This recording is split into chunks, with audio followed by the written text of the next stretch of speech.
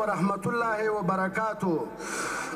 دغه تیره ورځ د برچي کوم شهیدان چې سوي خدای دې وبخي او کورو ته صبر جمیل غواړو.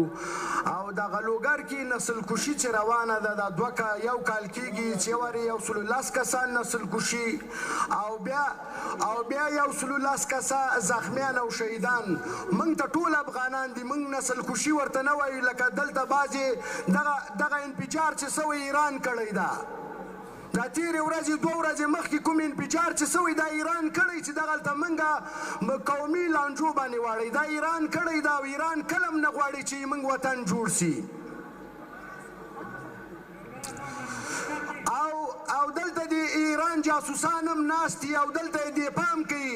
دغه شهادت چې د شهیدان په شهادت رسولي دا ایران کړي دي. مستقیم دغلته خپل هغه لري، دلته ایجنټان لري د ولسي جرګه کې. او راځم دومه موضوع دا د رئیس صاحب تا ته هم توجه سه.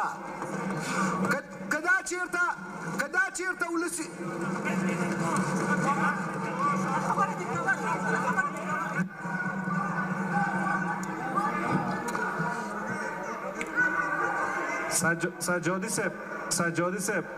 سجادی صاحب، رحمانی صاحب، شما لطفاً در چوکیاتان تشریف داشته باشین، وقت میتیم صحبت کنید. ببینید ناصری صاحب،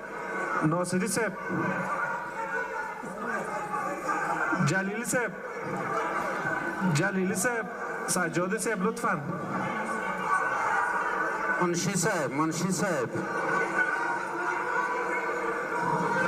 صاحب. بله رئیس صاحب بشنام. منشی صاحب بشنام رئیس صاحب. همی